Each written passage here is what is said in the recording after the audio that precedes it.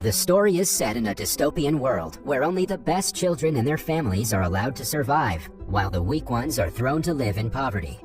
The students who score straight A's in school are given a luxurious apartment, hefty monthly income, and higher social status. Sexual reproduction is forbidden, and women are implanted with an embryo to reproduce. They have only one role in society: to be a good mother and make your children the best students in class. When a child gets good grades, his mother is awarded a glowing pin by the government. It is said to be a token of appreciation for the mother's contribution to society. In one of such award functions, Yang Chuan is called on stage.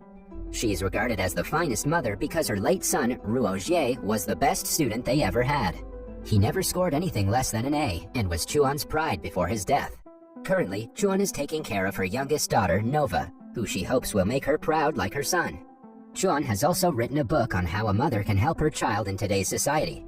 She's quite popular among other mothers who frequently follow her around asking for tips. A woman in the audience asks Chuan about her deepest secret on how she helped her children. The question takes Chuan aback, but she quickly recovers and makes up a vague answer. Still, it's evident that she's hiding something. At the same time, some government officials are discussing the rise of patients with sleeping disorders. According to state law, people with such problems are faulty embryos that must be destroyed. This means that everyone with sleeping disorders must be killed in an advancement program. Researcher Yi Xian notices that almost every person suffering from a sleeping disorder is a student who isn't doing well in school. This could mean that they're being misdiagnosed because their corrupt mothers do not want to give up the expensive apartments that would be taken away if the child fails the semester. Yi Xian tells the government officials about his theory, but they dismiss him. In reality, they also want to get rid of the poor students, who won't be of any use to the country in the long run. The advancement program is just a cover for them to be able to kill whoever they want without being convicted. When Yi Xian starts to retaliate against the system, he is falsely accused of running an underground rebellious organization against the state.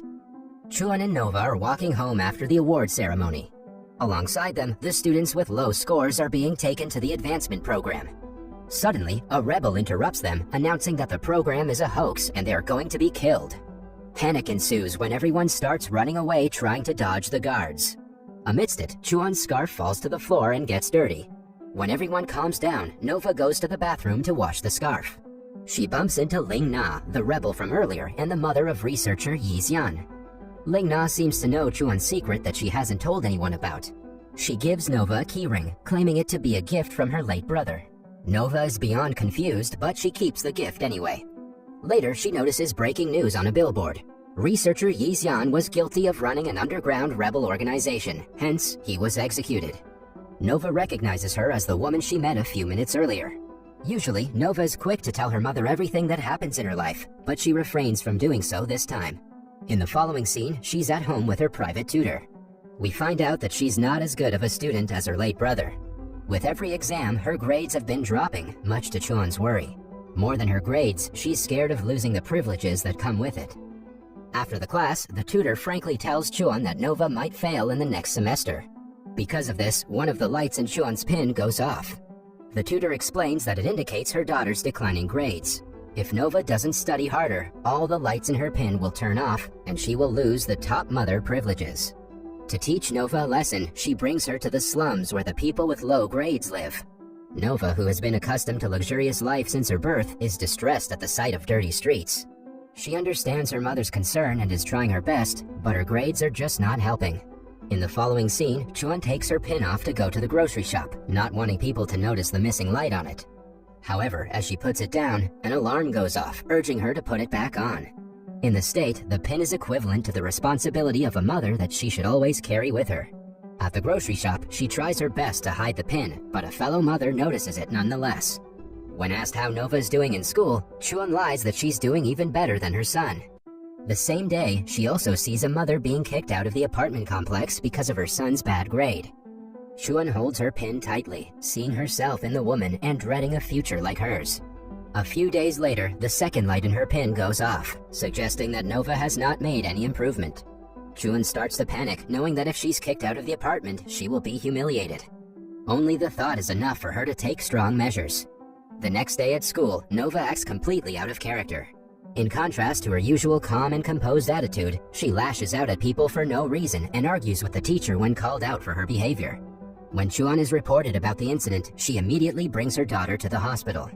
Nova continues fidgeting throughout the visit and is rude to everyone. After evaluating the symptoms, the doctor diagnoses her with ADHD. It is one of such disorders that will cause Nova to be sent to an advancement program.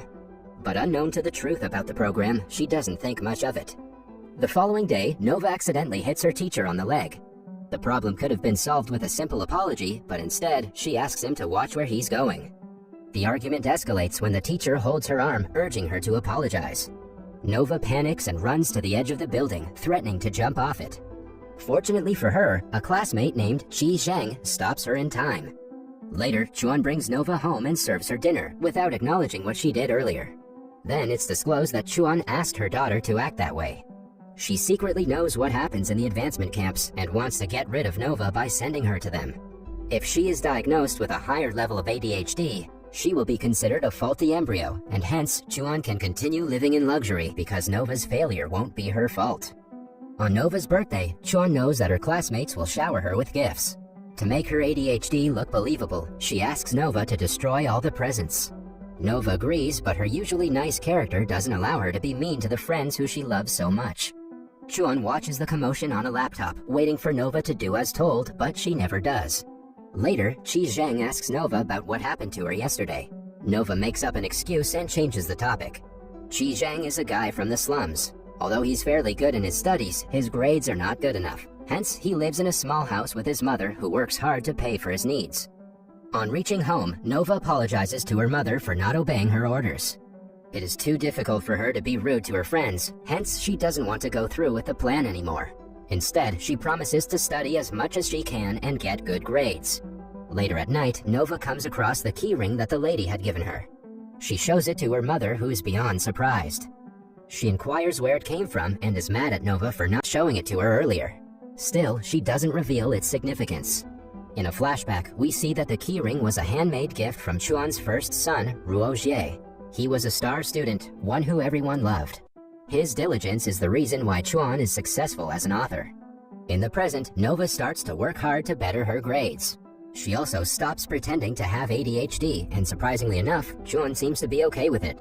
Then, one day on her way back home, she bumps into Ling Na. The woman somehow knows that Nova was pretending to have ADHD. When asked about how she found out, she urges Nova to read the guidebook that every mother is given while being implanted with an embryo. She also reveals that people are secretly being killed in the advancement programs. Hence, Chuan has been urging Nova to pretend to have ADHD because she wants to keep her privileges at the cost of her daughter's life. Nova doesn't want to believe the stranger, but Ling Na doesn't stop there. She claims that her brother Ruo Jie's death wasn't an accident. Later that day, Nova reads the article about Ruo Jie's death and discovers that he was hit by a truck. Deciding to find out the truth, she goes to see the truck driver, who affirms that Ruo Jie had deliberately ended his life by jumping in front of his vehicle. Nova is shocked because a great student like Ruo Jie couldn't have been depressed enough to end his own life.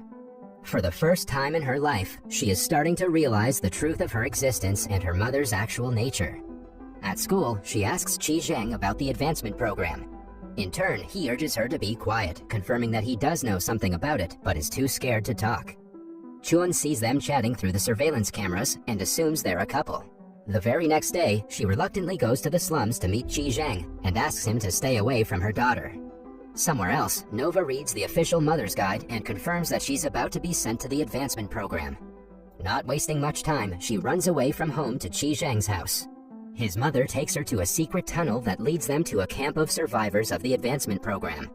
Several people who are considered the society's rejects live there in peace. It was established by Ling Na after her son's execution. She believes that every kid is unique and grades don't define their worth.